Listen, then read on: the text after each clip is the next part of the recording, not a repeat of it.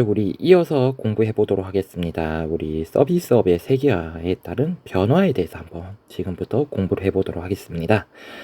서비스업의 세계화로 인해서 가장 먼저 변하게 된 것은 바로 상품 구매 방식이 변화를 했습니다. 그러면 상품 구매 방식이 어떻게 변화가 되었냐? 바로 옆에 있는 전자상거래라는 것이 발달을 하게 되면서 상품 구매 방식이 많이 변했는데요. 이건 여러분들이 이미 생활 속에서 경험을 하고 있는 거예요. 그러니까 과거에는 선생님이 어렸을 때는 물건을 사기 위해서는 반드시 매장에 가서 매장이 열린 시간에 매장을 방문해서 물건을 구매해야 됐었지만 지금은 그렇지가 않죠. 우리가 인터넷을 활용해서 인터넷 쇼핑몰에 접속을 하고 난 뒤에 필요한 물건을 언제든지 구매할 수 있는 시스템으로 가게 되었죠. 이렇게 가게 된 원인이 바로 정보통신 기술이 발달했고요. 그리고 교통도 발달했기 때문입니다. 정보통신 기술은 바로 인터넷의 발달과 보급으로 이어지게 되었고요. 그리고 교통의 발달은 이러한 인터넷으로 주문한 물건을 빠르게 배송을 할 수 있게 한 원동력이 되었습니다. 이로 인해서 무엇이 전자상거래가 더욱더 발달을 하게 되었다는 거죠. 그렇다면 우리 지금부터 알아볼 것은 과거와 현재가 물건의 구매 방식이 어떻게 변화가 되었는지에 대해서 한번 살펴보도록 하겠습니다. 먼저 과거에는 물건을 매장에 가서 직접 구매를 했죠. 매장에서 직접 구매를 했습니다. 이러한 결과로 인해서 유통 단계도 굉장히 복잡하고요. 유통 비용도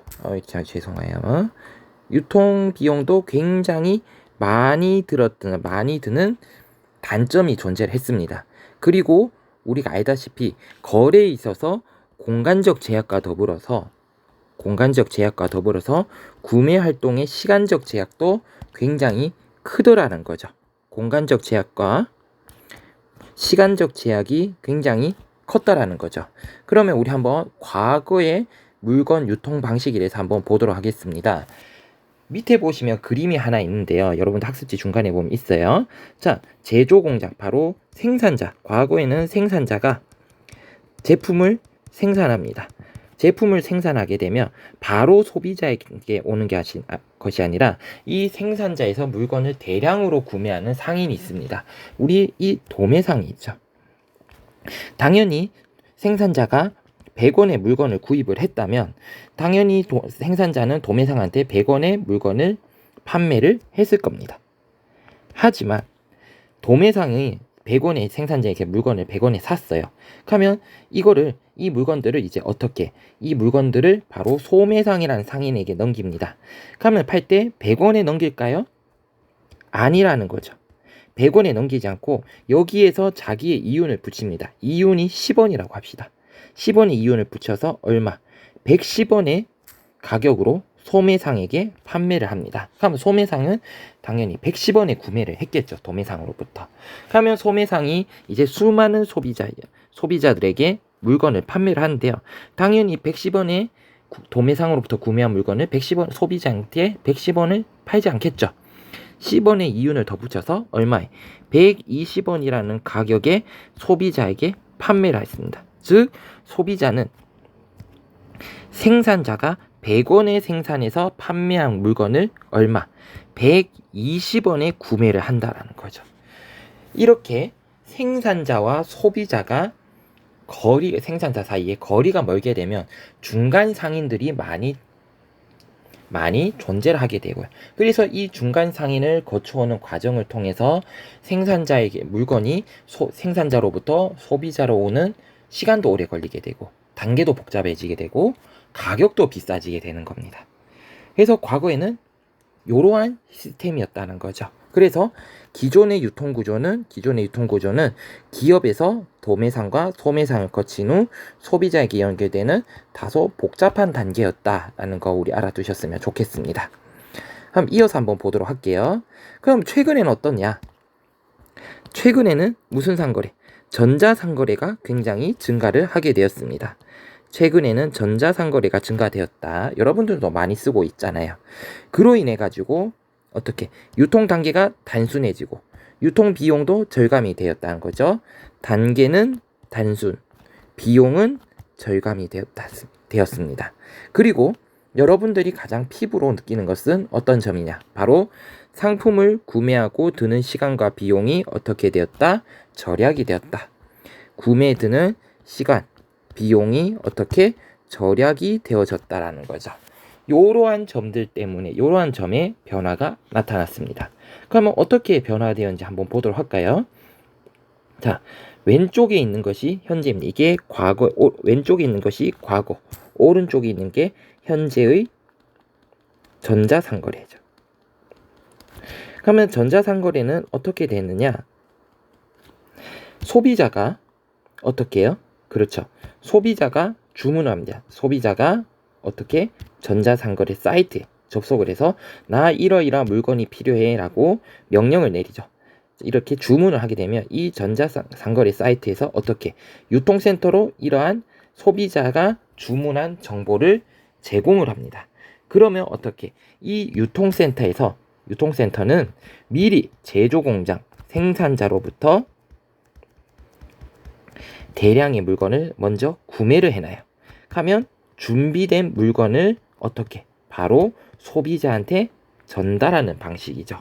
이러한 방식에서 가장 대표적인 게 우리 쿠팡이라고 보시면 되겠어요. 쿠팡이 가장 대표적인 배송 방식이 로켓 배송이 가능한 이유가 이런 이유라는 거죠. 어떻게? 먼저 생산자로부터 대량의 물건을 구매를 한 다음에 전국 각지에 있는 창고에 이것을 보관을 해 놓습니다. 그리고 소비자, 인근 지역에 있는 소비자가 주문을 하면 이 창고에서 바로 물건을 빼서 배송을 하는 시스템이죠. 그래서 우리 이러한 총알 배송 또는 뭐 마켓컬리 같은 경우에는 뭐 새벽 배송 뭐 이런 것들이 가능한 이유가 이런 시스템을 거쳤기 때문이에요. 그렇기 때문에 이 단계 같은 경우에는 생산자와 소비자의 거리가 아무리 멀어도 어떻게 인터넷 사이트라는 단 한 개의 단계만 거친다면 어떻게 물건을 구입을 할 수가 있게 되는 거죠. 그래서 보통 보면 인터넷 사이트가 오프라인 매장보다 물건 가격이 싼 이유가 이러한 원리에 의해서 물건 가격이 더 싸다라는 겁니다. 그래서 전자상거래 한번 보겠습니다. 전자상거래 같은 경우에는 어떻게? 전자상거래는 상점을 방문할 필요 없이 온라인에서 주문과 결제를 통해 바로 상품을 받아볼 수가 있다. 온라인 쇼핑의 그러니까 전자상거래의 가장 큰 특징이죠. 그래서 어떻게? 유통 단계가 줄어들게 되었다는 거죠. 유통 단계가 줄어들게 되었다. 그래서 이러한 전자상거래를 통해서 유통구조가 어떻게 됐다? 크게 변화하고 있다라는 거 알아두시면 좋겠습니다. 당연히 이러한 전자상거래가 보급이 되면서 소비자 입장과 판매자에게 각각의 미치는 영향이 달라졌습니다. 첫 번째, 소비자 입장에서는 상품 구입에 들어간 시간도 줄게 되었고요. 당연히 두 번째, 시간의 제약이 없어서 언제든지 물품이 구입이 가능해졌다라는 점. 세 번째, 물품 구매를 위해서 이동할 필요가 없어졌다라는 점. 이러한 점들은 여러분들이 이미 인터넷 쇼핑을 통해서 이미 경험을 하고 있을 것이라고 선생님 생각이 되어집니다. 판매자 입장에서 한번 보겠습니다. 인터넷 쇼핑몰은 매장이 필요 없습니다. 그래서 당연히 매장에 쓸 돈도 줄어들겠죠. 넓은 매장의 필요성이 줄어들더라. 또한 매장이 필요 없으니까 이 매장을 운영하기 위한 직원의 필요성도 엄청나게 감소가 됩니다. 판매 사원이 감소를 해서 적은 자본으로도 운영이 가능해졌다라는 점. 요 점 여러분들 이러한 변화 여러분들 이해를 해 주셨으면 좋겠습니다. 자, 그렇다면 우리 한번 밑으로 넘어가 보도록 할게요. 자, 자료 해석 한번 보도록 하겠습니다. 전자상거래와 택배산업의 변화인데요. 전자상거래의 규모가 2011년과 2015년을 비교했을 때 점점 어떻게 돼가고 있다. 그렇죠. 시간이 경과할수록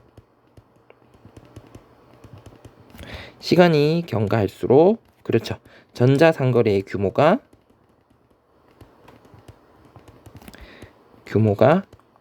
커지고 있다는 거 우리 확인할 수 있죠. 특히 그 가운데서 어떤 거? 바로 붉은색으로 나와 있는 바로 이동통신, 바로 우리가 현재는 스마트폰을 활용한 이러한 전자상거래 양이 어떻게 되고 있다? 증가하고 있다라는 거예요. 특히 그렇죠. 인터넷과 스마트폰 보급으로요. 스마트폰 보급으로 어떤 게 바로 이동통신을 활용한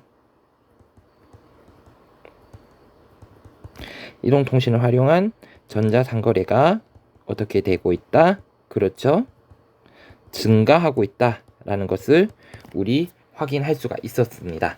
하면 우리 오른쪽 그래프를 한번 볼까요? 택배 물량의 변화 그래프를 보니까 이것도 어떻게 택배 물량도 증가를 하고 있습니다. 우리 여기서부터 한번 볼까요? 2011년부터 시작해서 2015년 비교해 봤을 때도 택배 산업이 계속 어떻게 돼 가고 있는 거? 성장하고 있다라는 점을 우리 확인할 수 있습니다. 그래서 옆에 글을 보시면 이게 가장 키워드인 것 같아요. 전자상거래가 성장하면 택배 산업도 어떻게 된다? 성장하게 된다. 그래서 우리 내릴 수 있는 결론 무엇이냐? 전자상거래의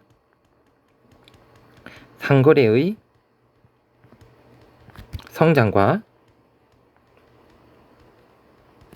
택배 산업의 성장은 그렇죠? 비례 관계다. 이 점을 우리가 확인할 수 있었습니다.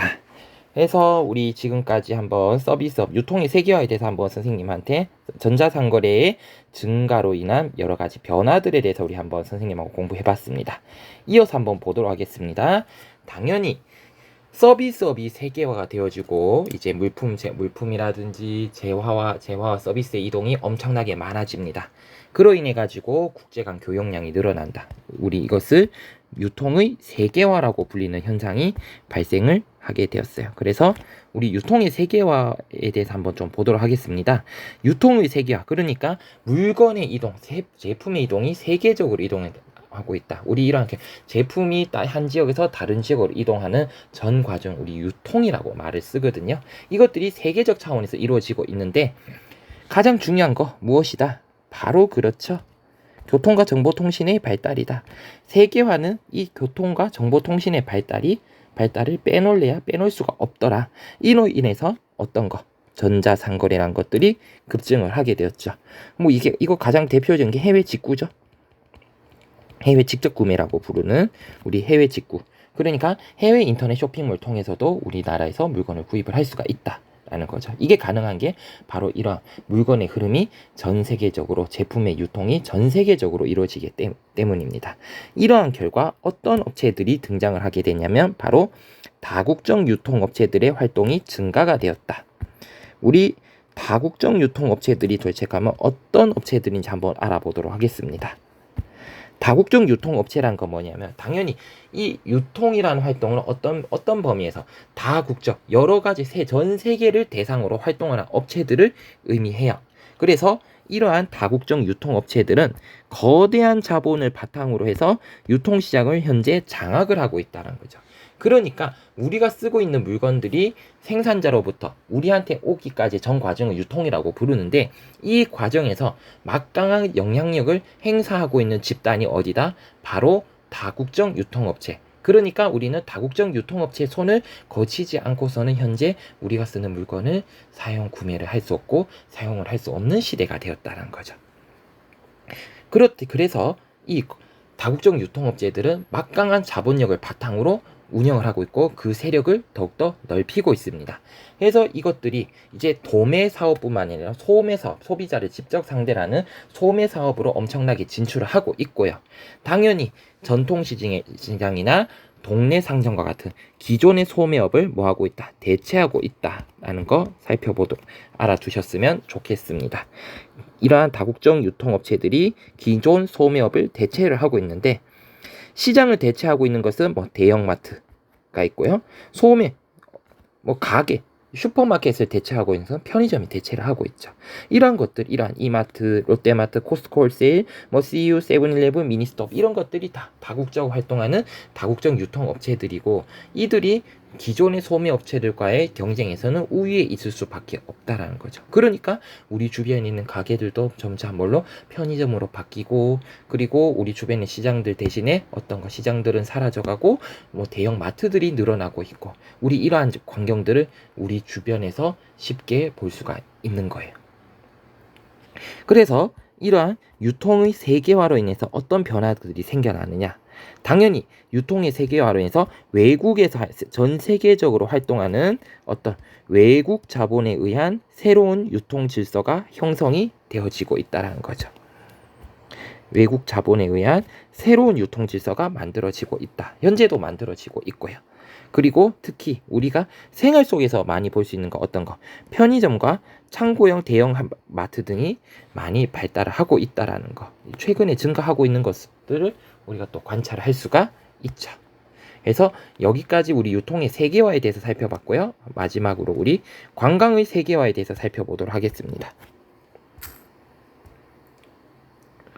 우리 당연히 관광산업도 어떻게, 우리 관광산업도 이제 전 세계적으로 이루어지고 있죠. 어떤 이제 우리나라 제주도도 마찬가지로 우리나라 사람들이 많이 찾는 관광지가 아니라 뭐 중국이라든지 일본, 싱가포르, 대만 이런 국제적으로 찾는 관광지로 지금 변하고 있거든요. 그리고 우리나라 사람들이 무엇을 이제 더 이상 국내에 있지 않고 시간이 있으면 어떻게 해외로 이제 여행을 나가는 이러한 시대가 되었다는 거죠. 그러니까 관광 산업도 이제 전 세계적 차원에서 이루어지는 시대가 되었다는 거죠. 우리 이러한 현상을 우리 무엇이라고 부르냐면 관광의 세계화라고 불리는 현상이 발생을 하고 있습니다. 그렇다면 이 관광의 세계화 도대체 어떻게 일어나고 있느냐? 바로 교통과 통신의 발달로 왜 관광의 세계가 일어났느냐? 그 배경은 바로 교통과 통신의 발달이라는 거죠. 교통과 통신의 발달로 인해서 사람들은 해외 다양한 지역에 대한 관광 정보의 획득이 용이해졌다는 거죠. 요즘은 뭐 유튜브, 네이버 블로그 이런 것들을 인터넷 카페 이런 것들을 통해 가지고 우리가, 그리고 인스타그램 이런 SNS 통해서 얼마든지 여행 정보를 획득할 수 있는 시대가 된 거죠. 당연히 외국에 대한 정보를 얻기 쉬우니까 어떻게 비행기 티켓팅을 통해서 우리 외국을 쉽게 나갈 수 있는 시대가 되었고요. 그리고 사람들의 소득 수준 향상과 여가 시간 증가로 인해서 사람들이 기존에 쉽게 체험하지 못했던 이러한 해외에 대한 새로운 장소에 대한 욕구들이 굉장히 증가했다. 이게 바로 무엇으로 이어지냐면 해외 여행의 증가로 이어지게 되었습니다. 그러면 당연히 이러한 관광의 세계화로 인해서 해당 지역에 미친 영향들이 있을 건데, 우리 한번 긍정적 영향과 부정적 영향의 측면으로 한번 살펴보도록 할게요. 그러면 긍정적 영향은 어떤 영향이 있느냐?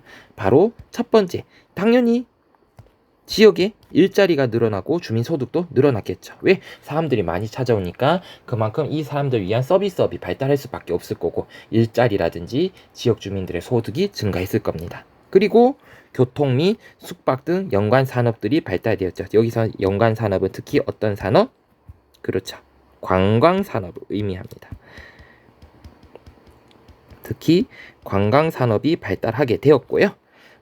관광객들이 불편함을 느끼지 않기 위해서 교통, 통신, 도로 등 기반 시설들이 많이 개선됩니다. 그러니까 지역 주민들의 삶의 질 또한 어떻게 더욱더 이러한 관광 산업이 발달이 되면서 개선이 될 수 있다는 거죠. 하지만 부정적 영향이 또 우리 한번 생각을 해봐야 됩니다. 첫 번째, 개발을 많이 하니까 당연히 자연 환경이 파괴가 되었다.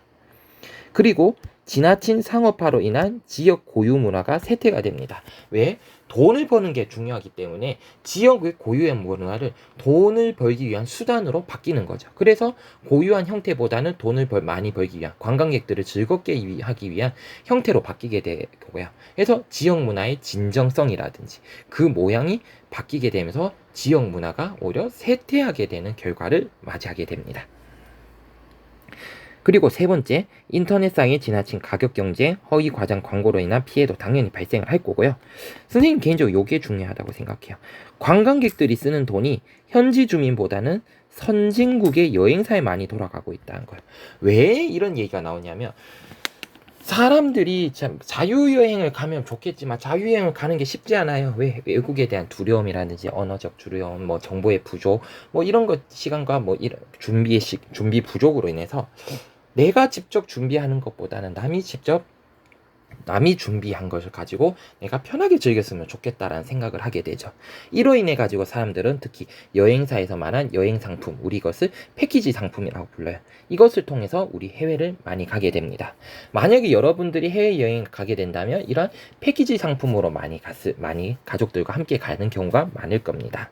그러면 이러한 패키지 상품을 통해 가지고 당연히 외국의 어떤 지역에 놀러 가서 이 쓰게 된 돈들을 지역 주민들한테 많이 가져가게 하면 좋겠지만 이 돈들이 어떻게 이 돈들의 극히 일부만 지역 주민들에게 돌아가고 나머지 대부분의 금액들은 이러한 사람들을 모으고 관광상품을 개발한 선진국의 여행지 업체로 돌아가게 된 거죠. 그래서 해당 지역의 관광산업은 발달하게 되지만 지역 주민들의 삶은 개선되지 않고 오히려 더 피폐해지는 모습들도 관찰할 수가 있습니다. 그래서 이러한 게 과연 맞냐라는 사람들의 문제의식들이 나타나게 되었고요. 그래서 대안으로 등장한 게 공정여행이라는 개념이 등장을 하게 됩니다. 그래서 우리 이 공정여행의 대안을 대안을 보면 관광지역의 환경에 미치는 영향을 최소화하자. 그리고 현지 주민들에게 더 많은 혜택이 돌아가게 하자. 그리고 현지 문화를 존중하자. 과연 어떤 이러한 부정적 영향에 대한 대안으로 등장을 한 게 바로 무엇이다? 이러한 공정여행이라는 게 등장을 하게 되었다라는 거 여러분들 알아두시면 좋겠습니다. 그래서 자료를 한번 보시면 이제 관광지역도 어떻게 되고 있다? 다변화가 되고 있다라는 거죠. 어떻게? 시간이 가면 갈수록 기존의 유럽 해외여행이 증가를 하고 있죠. 해외여행이 이렇게 시간이 가면 갈수록 해외여행이 증가가 되고 있습니다. 하지만 우리가 여기서 볼 거는 비율이에요. 유럽이 차지하는 전체의 비율은 점차 어떻게 감소하고 있습니다. 유럽이 전통적 관광지고요. 전통적 관광지거든요. 전통적 관광지인 유럽의 비중은 줄어들고 있지만 최근에 아시아 지역 또는 북아메리카 그리고 아프리카, 서남아시아 같은 특히 이 지역들 기존의 관광지가 아닌 곳이 어떻게 새롭게 관광지화 되고 있다는 거죠. 새롭게 관광지화가 되고 있다. 그래서 사람들이 이러한 관광지로서 이제 여러 새로운 곳을 찾아가게 되면서 기존의 관광지가 아니었던 것들도 무엇으로 변하고 있다? 관광지로 변하고 있다. 라는 거 여러분들 알아두셨으면 좋겠습니다. 그래서 이렇게 관광산업도 어떻게 현재 세계화가 되고 있는 추세라는 거 우리 여러분들 공부를 해 놓으셨으면 좋겠습니다. 그래서 지금까지 우리 서비스업의 세계화에 대해서 함께 공부했습니다. 그죠? 함께 공부한다고 수고하셨습니다.